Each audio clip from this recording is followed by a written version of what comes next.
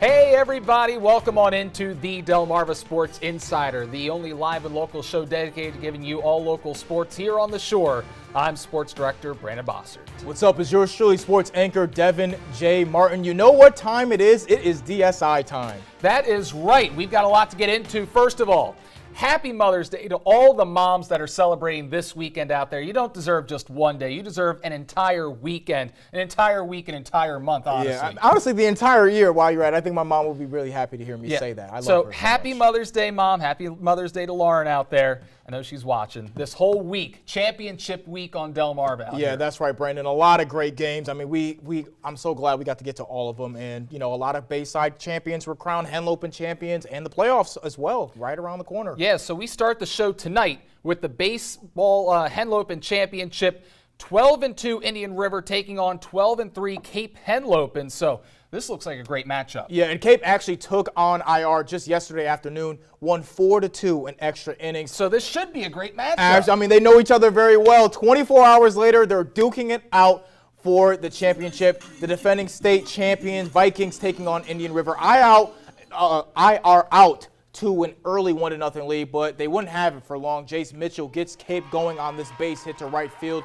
2 runs come in, and just like that, the Vikings are ahead, and it would not get any better for IR. 2 runners on. Brent Scott at the dish. He cranks this one to left center. Lexton Westcott jumping home, knows this one is good as gone. Scott with a 3-run home run, and just like with a snap of a finger, the Vikings are up 5-1. Yeah, and they were having a lot of fun out there. Cape had it all going for him in this one. Great pitching, great defense. Jackson Clampett pitching a fantastic game today, a real gem. Every single person in that lineup showed up, and that's the best you can ask for as Cape turns the nice double play here to shut down IR. And that would be all she wrote. The Vikings win the Henlopen Conference Championship. A lot of celebrating, as you see out there. They're pumped up. Nah, they've been here before. They've had plenty of hardware already. We spoke with the ace pitcher, Jackson Clampett, after the game. Here's what he had to say about his team. Obviously, I had a few rough innings, but I also had a lot of innings where I was getting outs. My defense gave some hard D today. They came out to play, and yeah, they were ready behind me. Feels really good. I mean, we came to play today. We had them yesterday. We're tired. We played 10 innings yesterday, but we came to play hard today. Wow, so Cape looks really good going into the tournament coming up in the next couple of weeks. That's right, Brandon. They sure do. Now, we just mentioned IR for the baseball Henlopen Championship. Well, they're also in the softball Henlopen Championship. They were facing off against Sussex Central, 14-3 Indian River against 13-3 Sussex Central. Neither team had any scoring plays until the top of the 7th. IR strikes first, though. Corners man. The bunt gives Lily Hoban just enough time to slide in. Madge Layfield is just a little late to throw her out, and then the floodgates open. They load the bases. Sophia Securi blasts this one into the woods. Grand slam for IR. They score 5 runs in the top of the 7th to put a stranglehold on this game. But Layfield isn't just the best pitcher in the Henlopen. She's a monster hitter as well. She tries to start a comeback. That ball clears 200 feet. All right. A 2-run home run. The Golden Knights are still alive. The score is 5-2. The 7th inning was filled with so many action-packed plays. You see the run that Layfield brought in, plus her right there. Still plenty of time, 2 more outs before, you know, Sussex Central would actually fall to Indian River. Yeah, the Golden Knights had a chance until Indian River says no mas right here. IR avenges their early season loss to the Golden Knights. I'm kind of surprised by this ending. The ladies of Indian River are your 2023 Henlopen champions. Great upset by Indian River today. Call it an upset only because we've seen Sussex Central go to the championship game 2 straight years in softball. Let's send it over to Cole Howard now, standing at the wall, to talk about some more highlights. Thanks, guys. Let's shift from Delaware to Maryland. Lacrosse playoffs are taking place tonight, so let's go ahead and jump into it. Decatur was hosting the Bennett Clippers in Berlin tonight at the Hawks' Nest. The Seahawks had control from the opening whistle in this game. The pass from X for Cameron Geyser. Geyser had 4 goals tonight for Decatur, and the Seahawks held a 7-4 lead going into halftime, and there was a fire lit under the Decatur defense in the second half. The Seahawks pitching a second-half shutout, and a lot of those stops leading to fast break opportunities is David Nelson, who's standing in tall for Bennett. He made some big saves tonight for the Clippers in this game, but just too much Decatur offense in this game. His freshman John Foner had a hat trick as the second-seeded Seahawks win this game 14-4. Now Decatur will play Easton in the second round after they defeated Parkside. Now to the girls' side. Parkside traveling to Ridgely to face North Carolina in the state tournament's second round. These squad met last year in the regional championship with the Bulldogs coming out on top. Now today's game was neck and neck with the seconds left on the clock. Next goal wins. The Bulldogs have one final shot to win it, but it's snuffed out of the cage. The Lady Rams' clutch defense to send it into overtime. That extra life was all the Rams needed. The senior midi is absolute money. Reagan Becker seals the deal and sends the Rams to the next round to face Decatur. Now after the game, Becker was happy to say that she was just being able to help the Lady Rams revenge their loss from last season to North Carolina.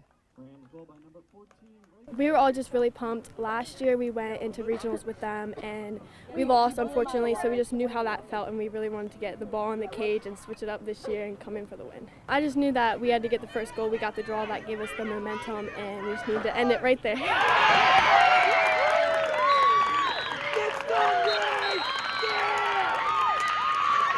Some really great games tonight, but now it's time to send things back over to the desk for Brandon and Devin. All right, thanks a lot, Cole. Some Thanks, great Cole. highlights Yep. out there on the lacrosse field. So Decatur and Easton in the 1-2 matchup in boys lacrosse. That's going to be a lot of fun coming up in the next round. Yep. The Warriors hosting Parkside on the softball field yesterday to kick off the state playoffs in softball. This one went back and forth. So let's get right into those highlights. Parkside on the road against the Warriors. Rams bats were hot out of the gate. Pitch would be drilled up the middle on the ground. That would bring in 2 runs early on. Parkside ahead of Easton, but that's just the beginning of it because there were a ton of runs scored in this one.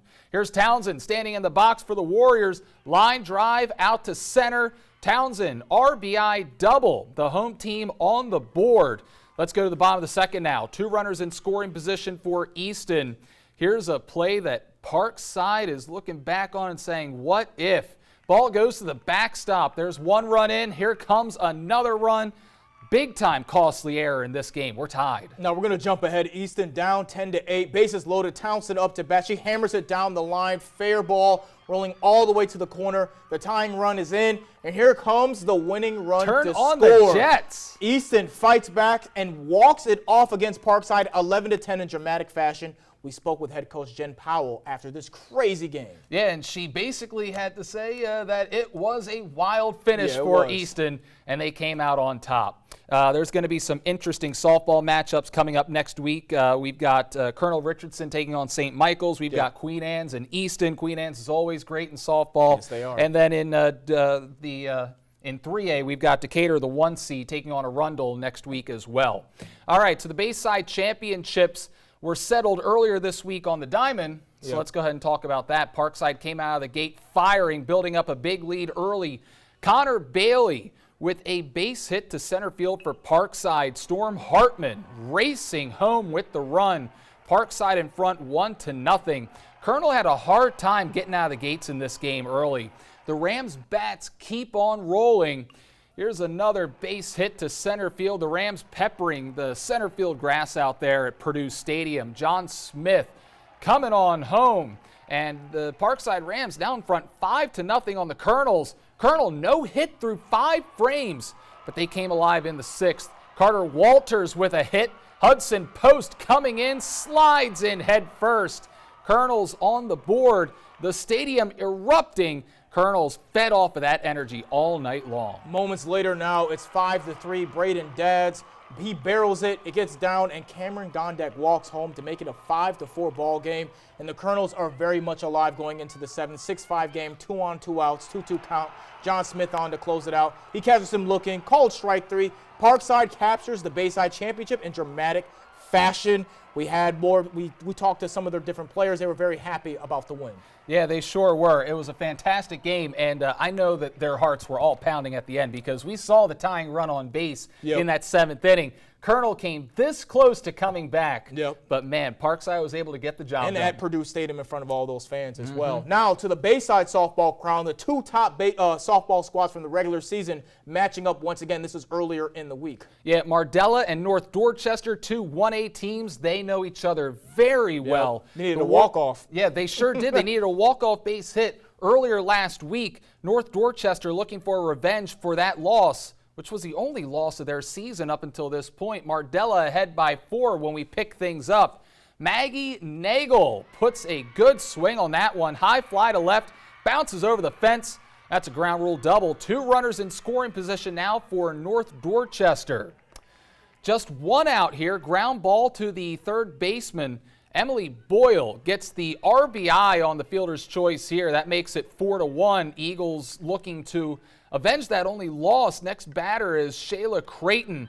Runner at third, 2 out. Grounder to second is stopped, but the throw not in time. Another Eagles run comes in. That makes it 4-2. Yeah, momentum was really on their side on that one, Brandon. Yeah, and Mardella looking to snuff out that threat, and they do right here with that lazy fly ball. Mardella goes on to win the Bayside Championship, so congratulations to the Warriors.